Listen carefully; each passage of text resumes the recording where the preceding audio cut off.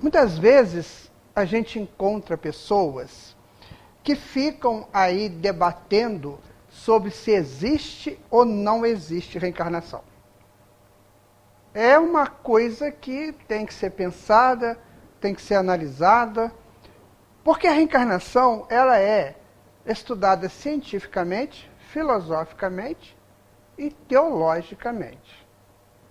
Não havia dúvidas sobre a existência da reencarnação até o ano 555, quando houve um fato muito interessante, um fato histórico que vale a pena a gente recordá-lo. Existia um rei na época, rei de Roma, Justiniano, e o Justiniano se apaixonou por uma jovem, Teodora.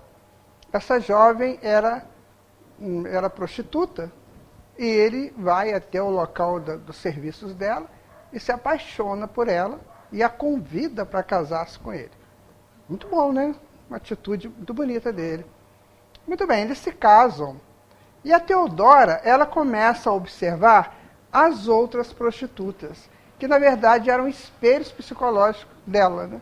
Então toda vez que ela via uma prostituta, ela se via ali. Então, para evitar aquele contato, e ela como rainha, ela mandava matar as prostitutas. Matava, enfim. Aí um dia, uma amiga dela falou, rainha, você não pode fazer isso. Porque na outra encarnação, você poderá vir, né, de novo nesse estado. Você está se complicando com as leis de Deus. Quer dizer, falou perfeito para ela. E ela pensou, falou, isso mesmo, mas eu vou resolver essa questão. Aí ela chamou o Justiniano e falou com ele assim, eu quero que você faça um édito, ou seja, um decreto, proibindo a reencarnação. Já pensou? Proibindo a reencarnação. Isso foi a ordem da rainha, né?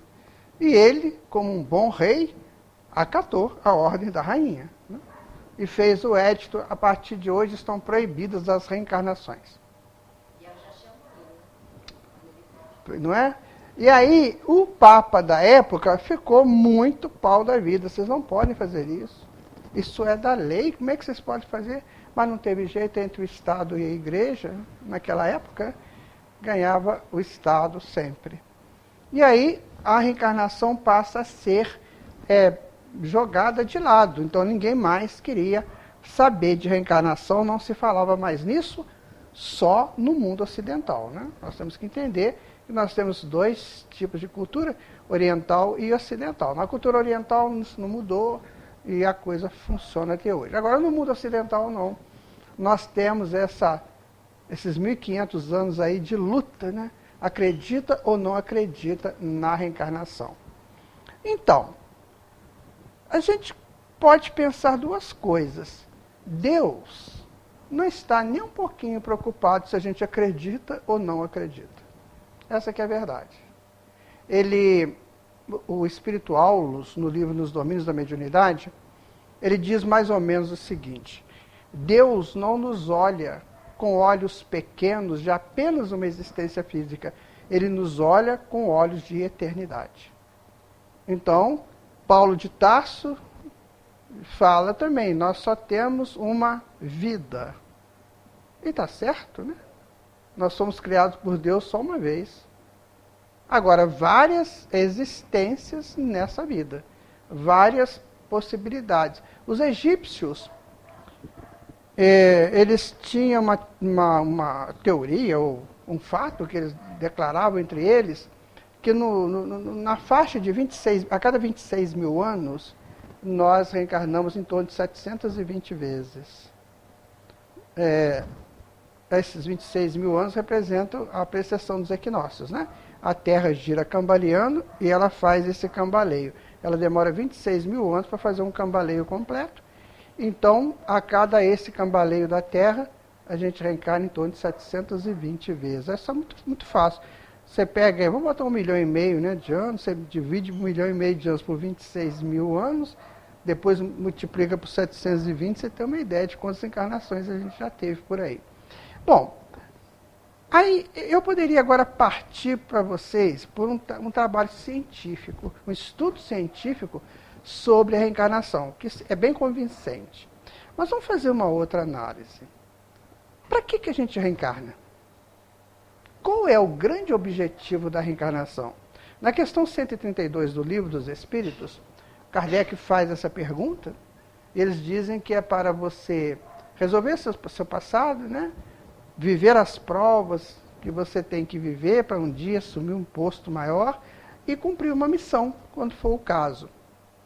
E aí nós vamos pensar nisso. Então vamos imaginar que nós estamos no mundo espiritual e fomos chamados para reencarnar. Nós vivemos esse momento, todos nós, né? Aqui houve um dia aí que nós fomos convidados a reencarnar. E naquele momento, com certeza os nossos amigos espirituais, a colônia que nos abrigou, e talvez nos abriga até hoje, eles fizeram uma proposta para nós.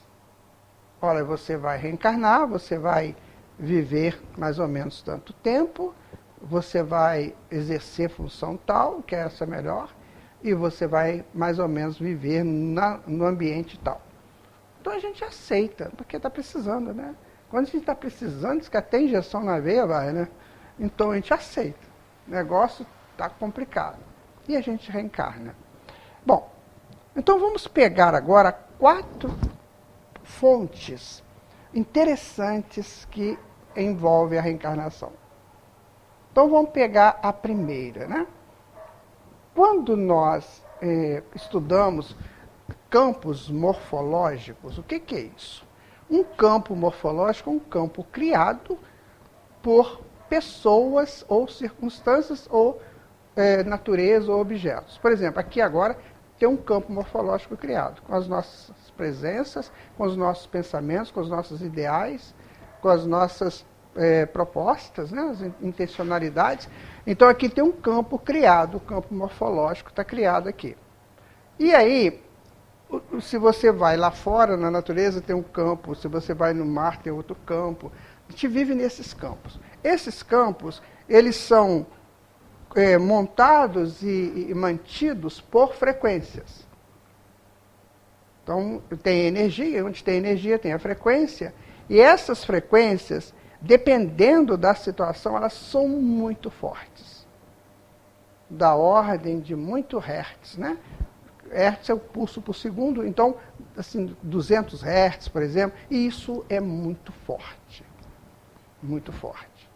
E aí, o espírito, normalmente, quando ele está no mundo espiritual, ele tem alguma dificuldade, quando ele não tem os avanços necessários, de adaptar-se. Ele está sempre com alguma dificuldade.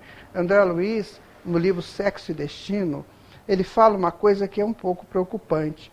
Ele fala assim que no mundo espiritual, na coluna Nosso Lar, que ele pelo menos estava, ele disse que as imagens do inconsciente sobem o tempo todo. O que é isso? Então nós vemos imagens daquilo que a gente realizou, daquilo que a gente viveu, com muita facilidade. Sobe muito do inconsciente para a consciência. Então quando a gente vai reencarnar, existe uma proposta diferente para nós. E a primeira coisa que o corpo físico vai nos oferecer é como se fosse um anteparo dessas frequências. Então eu vou estar resguardado de muitas frequências aqui no corpo físico. Por quê? Porque o meu cérebro, o seu cérebro, ele só absorve um tanto de frequências e a gente só absorve um tanto de visão, um tanto de audição, e a gente fica resguardado no corpo físico. Então, uma das grandes vantagens da reencarnação é isso. Você se resguarda de muitas frequências, de muitas imagens do inconsciente que estão arquivadas por vivências anteriores, e a gente pode viver uma vida um pouco mais tranquila, um pouco mais com possibilidades de êxitos. Agora, é claro que isso não deixa de acontecer o passado conversando conosco o tempo todo. Invadindo a nossa consciência o tempo todo. Mas o corpo físico se segura muito. Tanto assim que o André Luiz chama de escafandro de carne, né? Ou seja, uma segurança que a gente tem no corpo físico. Então, poucas pessoas, às vezes, param para refletir sobre isso. Mas é um fato bem interessante. Eu não sei se vocês já foram no Maracanã com 150 mil pessoas. Eu fiz essa loucura 2 vezes. Vocês não têm noção. O que é para um médium ficar no lugar daquele com 150 mil pessoas gritando sem parar? Vocês não têm noção. Então, se a gente não tem uma proteção, a gente não fica. Sabe? E ali é muito tumulto, as frequências são muito, né? Elas batem o tempo todo, muito palavrão, muita coisa. Então, a gente tem que ter uma proteção, só não suporta ficar ali, não. E vocês observam que quando a pessoa chega num agrupamento desse, geralmente ele fala pela voz geral, né? Ele começa a xingar, ele começa a reclamar, então a voz geral toma conta dele, porque ele não consegue deter essa voz geral, essa voz do pensamento, só se ele for muito equilibrado, que aí ele consegue. Imagina se não fosse no corpo físico. Como que seria tão difícil isso? Eu fico imaginando os espíritos desencarnados que vão no lugar deles. Eles devem ficar apavorados, loucos lá. Ou então eles encontram um lugar comum dentro das mentes deles que eles possam ficar. Então imagina você está protegido no corpo físico, totalmente protegido. Muito embora o corpo físico tenha as suas limitações e as suas fragilidades, mas nós estamos muito protegidos. Então nós passamos uma encarnação, digamos, de 70 a 80 anos, a gente passa meio que, né, aliviado de muita frequência. É como se eu tivesse que entrar numa fornalha a 400 graus, né?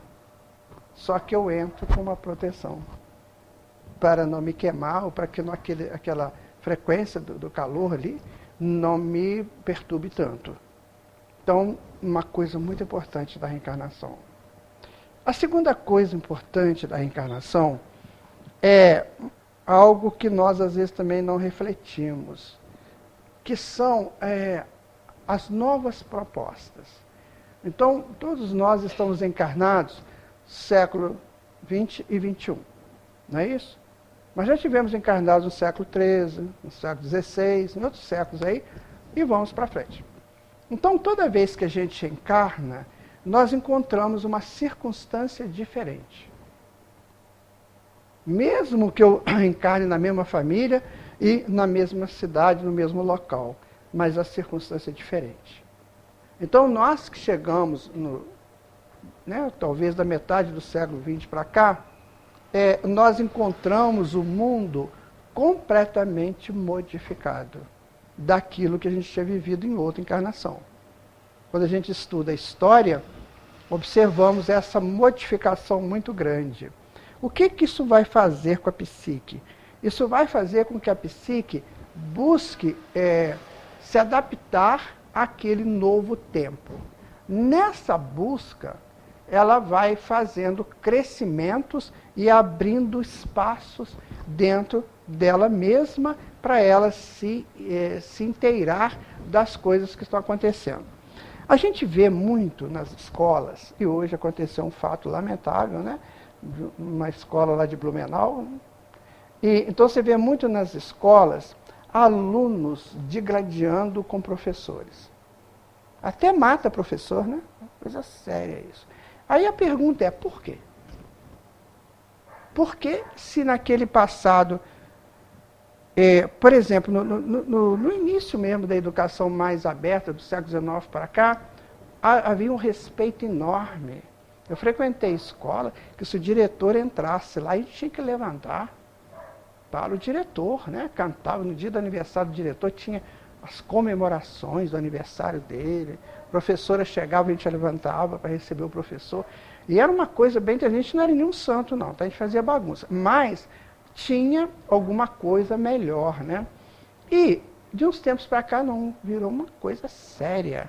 Eu tenho um filho que é professor do ensino médio, ele me conta coisas assim que eu fico preocupado. Você não tem receio, não? Eu falei, não, o que eu vou fazer? Eu tenho que trabalhar lá. Né? Mas é uma agressão o tempo todo. E aí, fazendo uma análise, olha só que interessante. Quem são normalmente esses espíritos? Não são todos, não, mas quem são? São espíritos que ao longo da sua existência de razão, de consciência, nunca frequentaram uma escola. Nunca. Se você olhar a história, você vai entender isso. Aqueles seres primitivos, eles saíram do primitivismo para onde? Para a agricultura, não foi? Para a pecuária. Depois eles saíram para a extração de minérios, depois para a mineralogia. E foram. Depois entraram nos grandes exércitos. Depois foram para o feudalismo, estou falando do mundo ocidental, né? Foram para o feudalismo. Depois foram para as navegações, descobrimentos. Né? Depois eles foram trabalhar nas indústrias. Aí foi a grande maravilha para aqueles espíritos. Foi quando ele foi para a indústria. Porque quando ele chega na indústria, ele faz um paralelo muito legal. Ele fala assim, poxa, lá na minha casa, a minha família fazia tecidos, né, de algodão, e era muito, a gente trabalhava muito para tecer pouca coisa. E aqui tem um monte de máquina que a vapor, né, se movimentam e fazem muitos tecidos. Então aquilo foi o início da racionalização dele. De olhar a coisa e começar a querer entender a coisa em si. De começar a sair daqueles projetos onde ele ia, né, de encarnação em encarnação, apenas buscando sobrevivência. Ali não, ele começa já a pensar. Aí vem o iluminismo, que ajuda, que convida aquelas pessoas ao raciocínio. Mas ainda aí, a escola era para poucos. As universidades, né, as grandes escolas, não era para muitos. Você vê que em Verdun, na escola de Pestalozzi, quando a gente estuda a escola de Pestalozzi, ela era uma escola para todos, né? Mas eram poucos que iam lá. Porque às vezes os pais não podiam pagar as despesas, né? Então nem sempre eram todos os alunos que iam. Vencemos o século XIX e entramos no século XX com a mesma estrutura de campo, de situações de campo. Quando eu estudei o fundamental, a nossa sala tinha uns 40 alunos, né? Quando chegava na época da colheita, baixava para 10. Eles vão fazer, vai ajudar os pais, né? na colheita, essa coisa toda. Então, quer dizer, esses espíritos hoje, com essa quantidade imensa de escolas, é a primeira vez que estão tendo isso. Que você chega, reencarna, dali a pouquinho você já está no ambiente escolar, desde o prezinho, né? Você já começa naquele ambiente escolar. Isso é novo, muito novo para essas psiques, que estão acostumadas a quê? A navegar, a andar solto pelo campo, né? A fazer o que bem entende, a fazer trincheiras para pegar alguém. Então eles são confinados numa sala para ficar ali 4 horas ou 5 horas por dia, confinados. Então aquilo começa a perturbá-los. Desde que nós começamos a entender isso, eu falava muito, eu dei muito curso para professores, né? Eu falava coisa assim, gente, leve esses alunos para o pátio, dê aula assim, no campo aberto. Eu ainda falava assim, se na sua escola aqui você tem esse monte de árvore, põe em cada uma árvore dessa um nome, né, de um cientista ou de um literato, e hoje nós vamos ter aula na árvore da Cecília Meirelles. Hoje vamos ter aula na árvore do Einstein, para tirar esse povo desse aperto, porque eles não estão acostumados com isso. Isso é muito forte para eles. Mas eles precisam, né? Esses espíritos também precisam desse contato com a educação formal. Que até então uma educação foi por experiências. Mas agora tem que ter uma educação formal. Por isso a gente vê muitas coisas estranhas acontecendo. Daqui a pouquinho isso vai acabar, né? Se Deus quiser, isso vai terminar. E esses espíritos já estarão mais ambientados com essa nova proposta. Então vocês observam que uma reencarnação, ela muda quase completamente todos os conceitos que nós tínhamos na encarnação passada. Entendeu? Muda assim, praticamente tudo. Porque na encarnação passada, nós tínhamos um contexto de família, de tradição, essa coisa. Chega nessa encarnação, você vê, quem nasceu aí nos anos 60, mais ou menos, pega uma contracultura. que quebra padrões, né? Quebra paradigmas. Então a sociedade começa a modificar completamente, né? Esses movimentos da contracultura que aconteceram no mundo, isso mexeu muito com esses espíritos reencarnados. Alguns, eu vou dizer para vocês, alguns aproveitaram a beça. Eu conheço um senhor, eu lido com ele muito. Ele foi dessa geração da contracultura. Foi hippie. Vivia, né, de artesanato, aquele negócio todo que vocês conhecem, né, dos hippies. Hoje ele é um senhor tranquilo. Não deixa de gostar do rock, não, mas é aquela pessoa tranquila, sabe? Você conversa com ele, eu pergunto para ele, você lembra da época? Eu lembro. Mas agora é diferente, né? Agora eu estou mais tranquilo. Quer dizer, acalmou aquele espírito, sabe? Ele participou daquilo e acalmou aquele espírito. Então vejam vocês, como é que a espiritualidade nos conduz para o tempo certo nas situações exatas, para que a gente possa se adaptar ao novo que precisamos ter, que precisamos viver. Então a encarnação vai nos proteger dessas frequências muito fortes, nos acomoda por um tempo, né, um tempo reencarnatório. Depois que a gente sair daqui, eu não sei, cada um, né, vai ter que dar conta de si. E nos ensina, nos traz para uma nova geração, para uma nova possibilidade. A terceira grande coisa da reencarnação é esse contato que nós precisamos ter uns com os outros. A gente não se encontra por acaso, não existe isso. Ninguém é pai ou mãe ou filho ou filha por acaso. Tudo tem um contexto, né, dentro desses encontros e são muito interessantes. Vamos analisar o nascimento de uma criança. Então esse espírito é levado para uma casa e ele é colocado no útero da mãe dele e ele vai desenvolver ali no útero, ele vai desenvolver o futuro corpo físico dele. E vai estabelecer uma relação muito profunda entre ele e a mãe. A relação entre filho e mãe, ela é muito complicada. Uma vez me pediram para fazer uma matéria para um jornal, uma revista até, sobre mãe. Sabe, eu não queria falar aquele lugar comum, né? O avental todo sujo de ovo, se eu pudesse, eu queria também, mamãe começar tudo de novo. Aquilo foi muito bonito para um tempo. Eu queria uma coisa diferente. Então eu comecei a pesquisar o que é mãe. E consegui encontrar um cientista, psicólogo, né, psicólogo lá da Bélgica, que ele era, não sei se ainda é, ele era presidente da Associação de Psicologia da Bélgica, Dr. Philippe Braun. E eu li artigos dele, né, dele falando sobre essa relação de mãe e filho. Então ele falou uma coisa que foi muito interessante, que atinge tanto a mãe quanto ao filho que está voltando para uma reencarnação.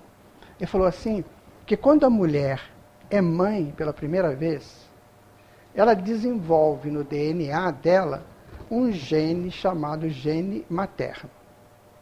Um gene é um conjunto de informações, né, que ficam arquivados em nós e promove a nossa filogenia, a nossa história, né, de evolução. E aí, ele diz o seguinte, que quando a mulher se torna mãe, ela é fecundada e vai se tornar mãe, ela ativa esse gene, que é o chamado gene materno. Que, aí tem uma explicação que eu não vou conversar com vocês sobre microtúbulos que tem na célula, vamos deixar isso de lado, mas que tem uma frequência que vem diretamente de Deus para a mãe. Para quê? Para que a mãe possa ter forças e condições de educar ou de criar o filho que está chegando, que é filho de Deus. Também. Então ela é preparada por Deus para receber esse ser que está reencarnando. A maioria não sabe disso, né? Mas elas são preparadas. E aí você observa essa relação profunda entre mãe e filho. É uma relação, né, muito estranha às vezes. Todo mundo aqui, pessoas mais velhas, lembra do Tim Maia, né? Tim Maia tinha mais ou menos 2 de altura por 3 de largura, né? Ele era um sujeito muito grande, pesado, né? Agora, de uma poesia e de uma voz, que ainda não vi igual não, muito bom mesmo. E o Tim Maia, ele morava lá na Barra da Tijuca. para quem conhece o Rio de Janeiro, né, mais do que na zona oeste, né, e a Tijuca fica na zona norte. E tem uma estrada que liga a Barra da Tijuca à Tijuca. Eu sempre passo nessa estrada, porque eu vou no centro lá fazer palestra, que tem que passar por essa estrada. E aí, quando o Timaya era muito complicado, né? Assim, meio tumultuado. Então, quando a coisa pegava feio para ele, sabe o que ele fazia? Ele pegava o carro dele, aquela tal estrada, e ia para Tijuca, onde morava a mãe dele. A mãe dele era uma senhora de 1,5 metro, franzina, magrinha, né? Que era a mãe do Timaya. Aí ele chegava lá, ela já sabia, ela sentava na poltrona, ele deitava e botava a cabeça no colo dela. Eu queria ver essa cena. O Timaya deitado no colo da mãe dele. Né? Essa é a coisa mais interessante. Por que isso? Né? Então a pergunta é, por que essa relação tão profunda do filho com a mãe? Então a primeira resposta, ela vem dessa questão do gene materno que é ativado na mulher. Então a mãe tem uma consciência tão grande de filho, quando ela é uma pessoa, né, que vê isso, que ela sabe, se tem 10 crianças chorando, ela conhece o choro do filho dela, sem ver o filho, porque está tudo arquivado nela. Então, olha que interessante. Quando a gente reencarna, nós somos recebidos num aconchego de luz. Concordam? Porque por mais estranha que essa mãe seja, mais complicada que ela seja, mas é uma pessoa que está envolvida com Deus. Então nós chegamos naquele aconchego de luz. Eu não sei se vocês conhecem a peça, né, do Sófocles, o Édipo Rei, é uma peça grega, né, e que depois o Freud transforma isso no complexo de Édipo. Né? Mas o Édipo Rei é o seguinte, o menino Édipo, quando ele era bebê, fizeram uma profecia para ele, que ele ia matar o pai para casar com a mãe. Então, a mãe dele era a rainha Jocasta, e o pai era o Laio, o rei Laio. Então, ele cresce nessa situação. Um dia você vai matar o seu pai para casar com a sua mãe. E essa peça, ela ficou muito famosa, né? E precisamos de entender o que significa isso. A relação do filho com a mãe era tão profunda, que o filho mata o pai na psique dele para estar com a mãe. O Dr. Brown, né, ele faz um estudo que ele diz o seguinte, se não houvesse o pai, essa criança jamais deixaria a mãe. Esse espírito jamais deixaria a mãe, porque é uma nova encarnação, ele precisa dessa proteção suprema da mãe, que é a pessoa que mais próxima dele. E ele disse, se não houvesse o pai, então essa criança não deixaria a mãe. Esse espírito, né, e mesmo depois de adulto, estaria muito ligado à mãe. Então ele diz que a presença do pai é aquela que tira, ele usa uma palavra, né, que eu vou usar, como ele diz assim, o pai vai tirar a criança do gozo materno. Foi assim que ele falou. E aí você fica observando que geralmente o pai leva o filho, né, para passear na praça, leva o filho no campo de futebol, né, leva o filho no cinema. Sempre o pai está trazendo o filho para junto dele. Para quê? Para exatamente não acontecer o complexo de Édipo. Né, do filho matar o pai para ficar com a mãe. Quando a gente lê essas coisas da mitologia, a gente tem que saber interpretar. Quando você fala matar, não é tirar a vida, né? Matar pode ser matar na psique. Então a relação é muito profunda. Então quando a gente vai reencarnar, nos é dado de imediato um campo para que a gente cresça e desenvolva. Às vezes nós não pensamos nisso, sabe? Nós não analisamos o quanto é importante esse aconchego, esse lar que nos acolhe. É claro, a gente tem que levar em conta que hoje muitos casais, né, nem criam os filhos juntos. Mas é preciso que esses casais tenham plena consciência de que o filho precisa dos dois. Necessita dos dois. E os pais, né, também disso, da necessidade do filho com ele. Por quê? É um espírito, gente, quando a gente volta para cá, a gente está meio que perdido. Não sabe direito como é que está. Uma encarnação só se completa aos 7 anos de idade.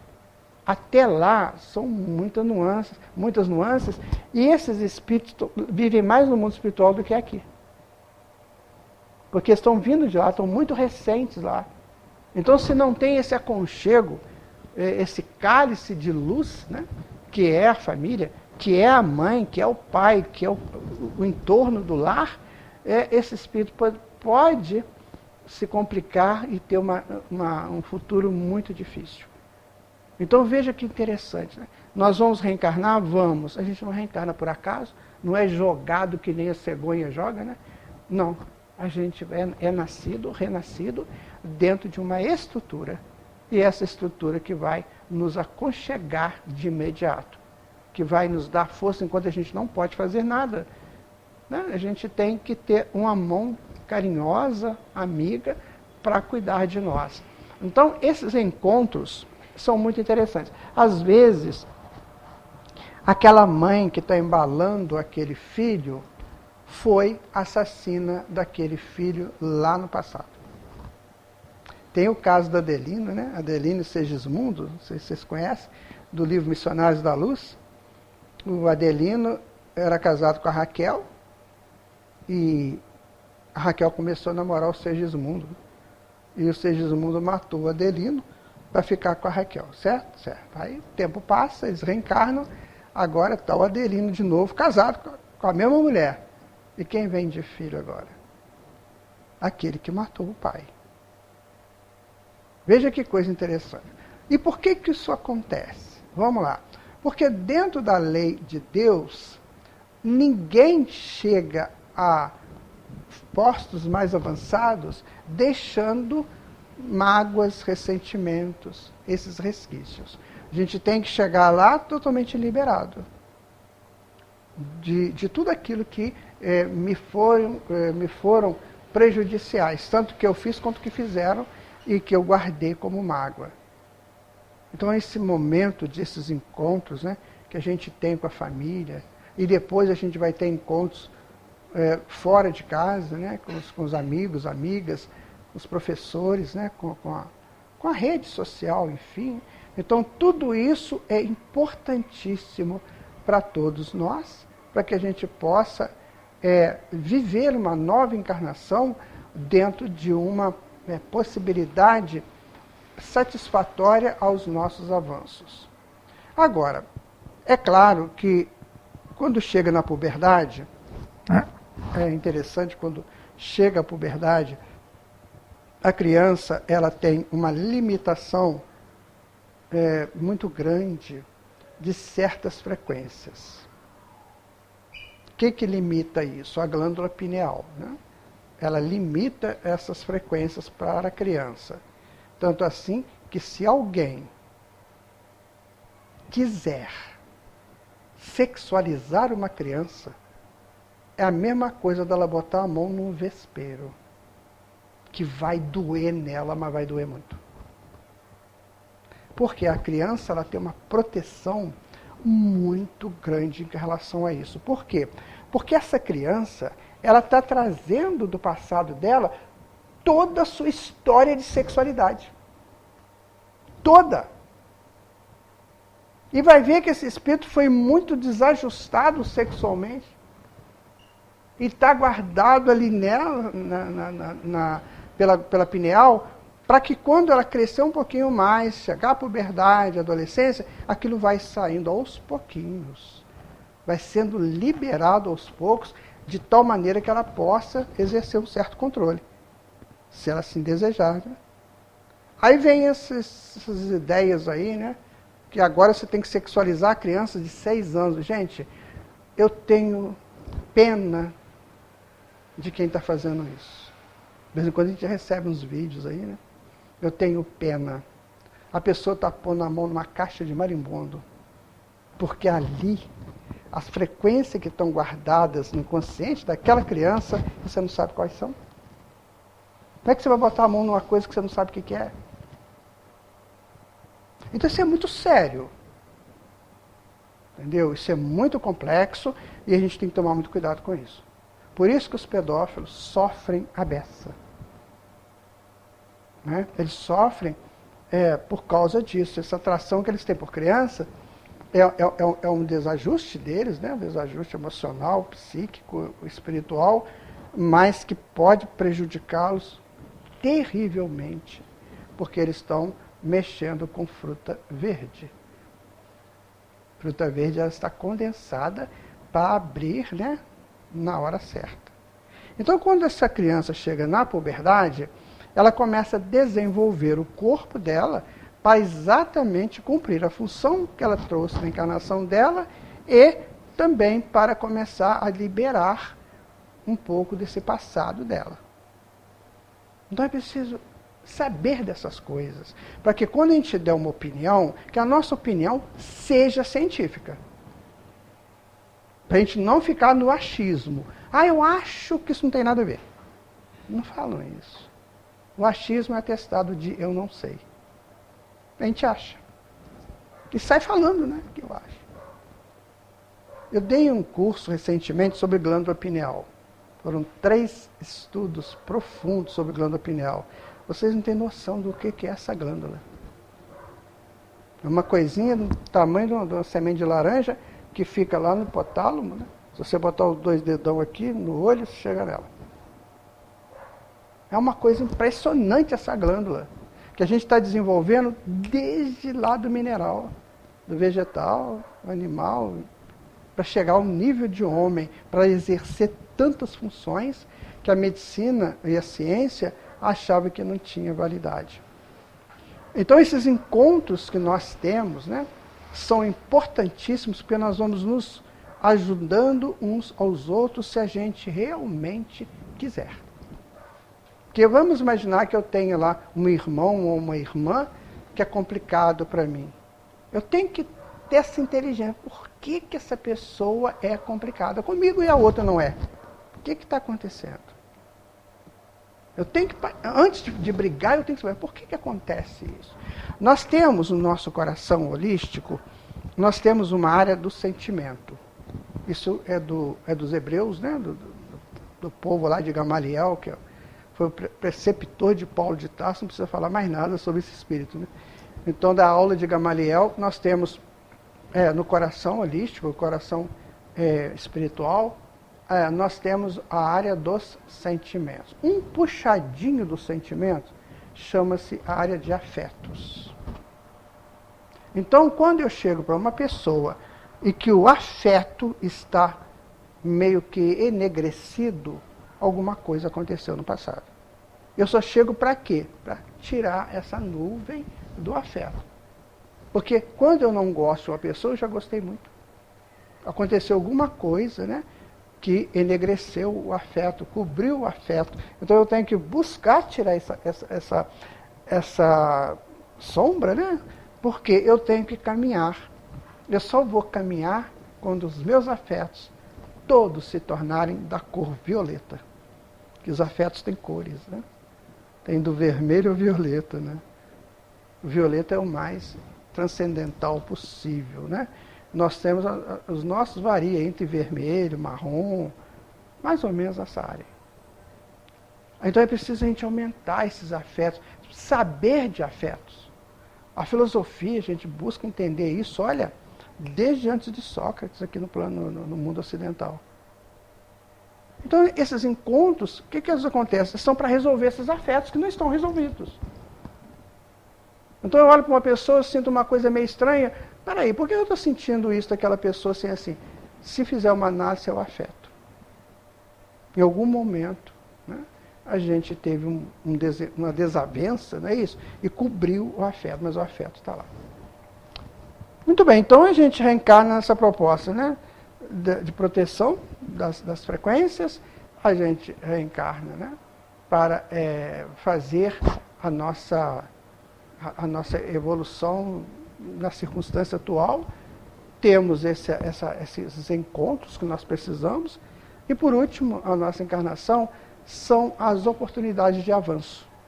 O Renato leu no livro ali agora que tem pessoas que ficam paradas, né, com medo de se lançarem e ficam na ociosidade. Não, cada encarnação é uma proposta nova de avanço. Tanto assim, que a gente sai do mundo espiritual para viver 70 anos. Aqui. Recebe fluido vital para 70 anos, certo? Mas se você chega nos 70 anos, você está ativo, produtivo, trabalhando, lá vai mais 10, né? Toma mais 10. São, né, as moratórias. Fica aí. Você está indo muito bem. Está vendo como é que o avanço é necessário? No Livro dos Espíritos, Allan Kardec pergunta isso. Se a gente deve buscar sempre o progresso, crescer, querer coisas novas ou ficar do jeito que está? Não. Coisas novas sempre. Porque essas coisas novas vão quebrar paradigmas. O que é paradigmas? São conceitos arcaicos que muitas vezes trazemos. Então a gente quebra o paradigma para dar continuidade ao conhecimento. Então, estar aqui no Centro Espírita é estar quebrando paradigma de um passado nosso qualquer. Que a gente não largava as religiões antigas. Então nós estamos agora buscando alguma coisa diferente. Então a encarnação nos dá essa proposta. Eu posso sair do mundo espiritual com uma proposta X e voltar com X10. Pelo que eu aproveitei da encarnação. Agora, é claro que eu tenho que pegar João 12. Se eu não pegar João 12, não vai dar não. O que Jesus fala? Se você quiser me seguir, negue-se a si mesmo, toma da tua cruz e venha. E o negar a si mesmo? Esse é o meu grande problema. O negar a si mesmo é quebrar paradigmas. Ah, mas isso não sei o que, tá. Então a gente tem que pensar o que é que eu posso melhorar. Então esse... Aí não pode ser um mancebo. Como? Não podemos ser um mancebo rico. Ele chamou a gente tem que aproveitar a encarnação. Tem que aproveitar. Às vezes, quando a gente está na luta diária da reencarnação, né, a gente recebe um convite mais estranho do mundo. Você vai fazer a palestra de abertura da ONU. Aí a coisa que a gente faz é assim, eu? Claro, é você que foi convidado. Nem outra pessoa, é você. Eu estava no Centro Espírita na noite de Natal, eu era muito novo em fazer palestra, muito novo mesmo, estava com alguns meses, e o palestrante não apareceu, tinha 600 pessoas na plateia, e tinha um monte de orador lá, né? Eles me chamaram, vem cá você. Eu não falei eu não, porque eu já sei que isso é coisa estranha, né? Eu só olhei e falei, Jesus amado, o senhor está me chamando para isso, é porque o senhor vai me ajudar. O senhor vai comigo, então vamos. Cheguei lá, minha gente, fiz uma palestra que eu não sei como é que eu fiz aquela palestra, veio todo mundo me cumprimentar depois, e foi um desafio. Então, se você está afim, a vida te dá muitas possibilidades. Agora, se você não está, fica na ociosidade. Não, tá bom isso aqui, gente, está ótimo, eu já estou fazendo isso. Eu já vou uma vez no Centro Espírita por semana, o que você quer? Eu já vou toda semana, eu vou lá. Eu vou todo dia. Tem dia que eu vou 4 vezes. E tenho 46 anos de movimento espírita. Porque eu sei que esse ambiente aqui é extremamente favorável. Você acha que eu vou perder isso? E aí, minha gente, isso tudo só é possível por causa de uma coisa, quando a gente vai reencarnar. Esquecimento do passado. Se a gente não esquecesse o nosso passado, isso nada aconteceria. Porque a gente ia ficar envolvido com tanta ideia, com tanta lembrança, com tanta coisa, que você não ia poder viver esse presente. Allan Kardec, na questão 393 do Livro dos Espíritos, ele pergunta, por que o esquecimento do passado? Então, assim, bem resumindo, né, a pergunta, mas eles dizem assim, eu vou também resumir, eles dizem assim, com o esquecimento do passado, o espírito é mais soberano. Claro! Como é que eu vou viver essas 4 situações? Né? Das frequências, desse aspecto de renovação por uma nova etapa, né? Dos meus encontros e dos meus avanços, se eu tivesse na minha cabeça toda hora, nossa, você pegou a machadinha e tampou na cabeça do outro, você fez isso assim, assim, você não ia fazer, você não ia conseguir. Você ia ficar perturbado, não conseguiria. As pessoas muitas vezes enlouquecem por causa disso. nós temos um negócio chamado centro de forças, que os hindus chamam de chakras, né? Então, centro de força, André Luiz chama de centro de força, que são cones que recebem energias e distribuem energias para o nosso corpo. Essas energias vêm do centro da Terra, vêm do cosmos, vêm da natureza e vêm do semelhante, e vêm do fluido vital. Então, nesses cones, então, imagina um cone. Aqui no cone, ele tem uma tela chamada tela atômica. Essa tela protege o que entra lá dentro, é como se fosse um filtro. Quando a pessoa começa a bagunçar a vida dela, ela começa a romper essa tela. Quando ela rompe essa tela, um dos grandes perigos que ela corre é exatamente esse de começar a ter lembranças permanentes do passado dela. Então ela enlouquece. Então vira a importância do esquecimento do passado.